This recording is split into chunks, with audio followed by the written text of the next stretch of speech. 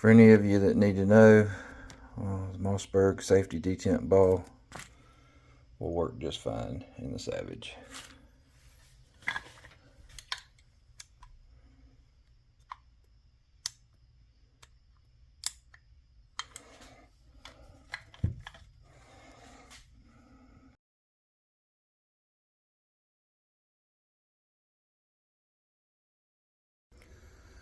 Alright guys, the next thing we got to do is we're going to fix this. We're going to replace this trigger guard screw. This actually goes in here. And then you have another screw that locks it into place. You can't readily just buy replacement parts for this gun. You have to pretty much make everything. So I do have a Filsner screw, but if you see, the head is a lot bigger than the normal one, so it won't fit in the trigger guard.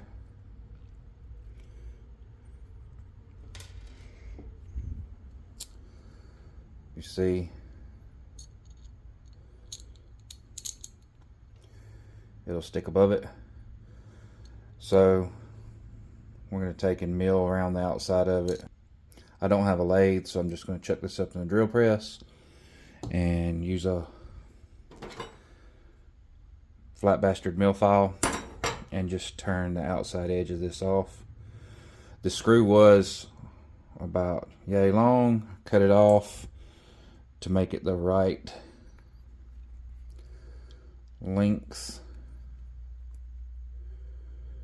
I left it a little bit proud so we can go in and adjust it. You can see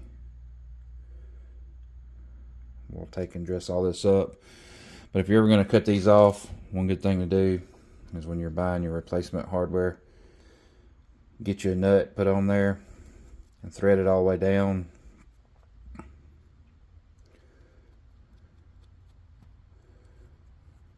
Cut the size you want off, and then it'll kind of chew up your threads.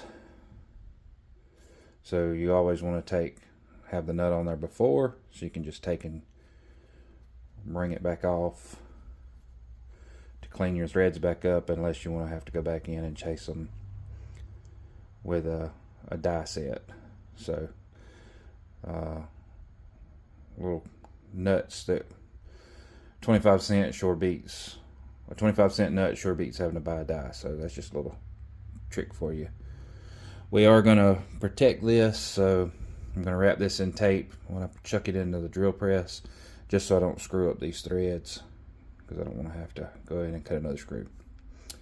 We'll bring it back. It will be all screwed up around the edge as far as the coating, but I can always go back and re-blue this.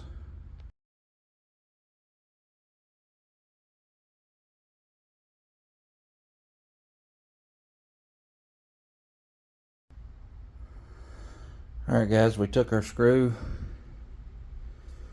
and milled it down. So now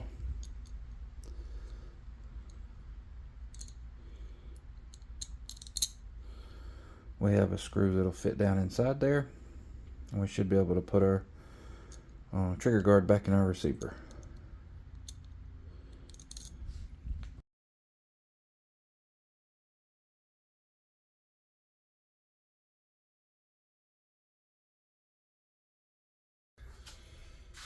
Alright, the next thing we're going to do is we're going to clean this wood up.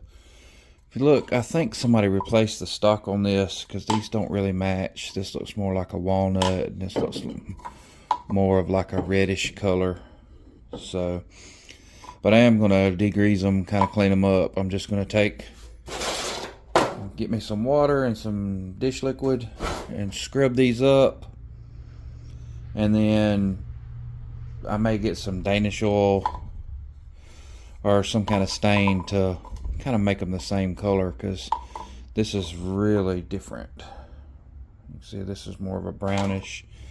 This one's got more of like a reddish cherry color to it. But first thing we're going to do is just kind of clean all the gunk and junk out of them with just take a take a nylon bristle brush and some dish soap, and we'll just scrub these up. Alright, I'm just going to take my dish liquid and just soak these bad boys up. Kind of clean some of the crud out of them. I don't necessarily want to submerge it. And I'm not really going in to raise the grain of the wood. Just wanting to clean some of the dirt off.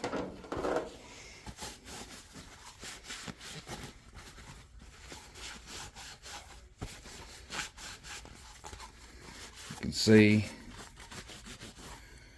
just get some of this old nasty that's on it.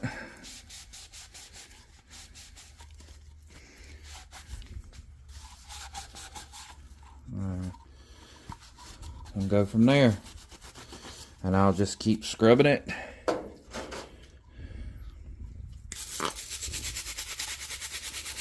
until I get to the point where I feel like it's clean, and then I'll let it dry overnight before I start messing with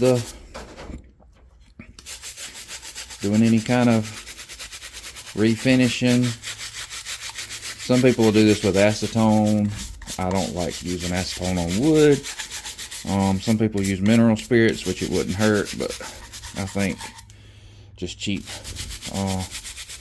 dish detergent and a bristle brush do really good about getting all the crap out. Kind of, if it's good enough for little duckies in the wild when they have oil spills, it should be good for cleaning up, especially all this old oil and stuff out of the wood.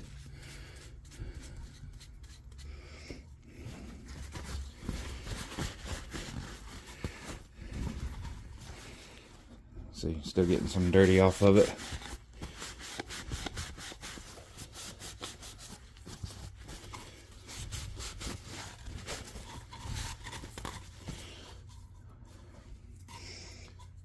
And then we'll do our stock the same way. You can see where the dark spots is, where this thing's really had some oil soaked into it.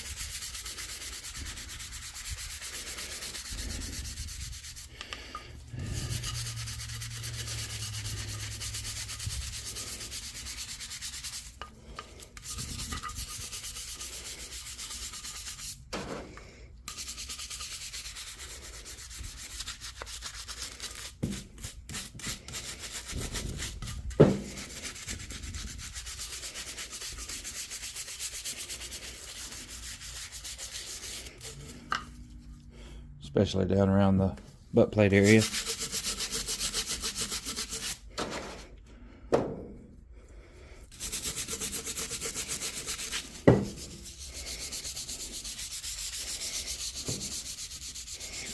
think it'll clean up real nice.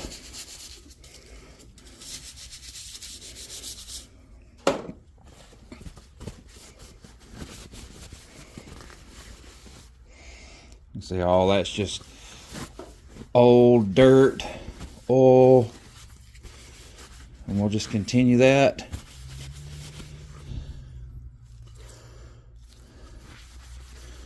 till we get it to the desired area we want it to.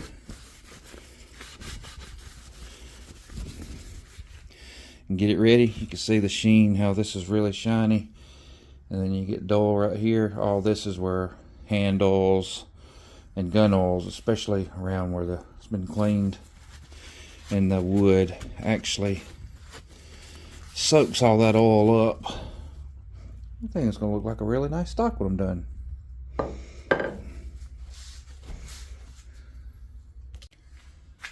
Alright, if you look now,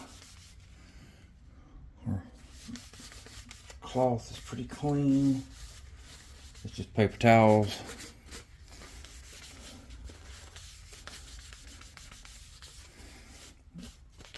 And we'll let these sit out here in the steamy hot garage for a day and let them dry out. You can see just how thirsty that forearm is. We're gonna get some oil and stuff in it and get it curing out. You can really tell the difference now between the stock and the forearm.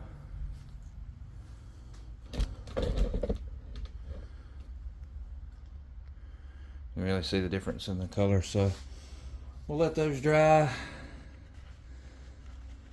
See if we can't rejuvenate some oil into that old girl.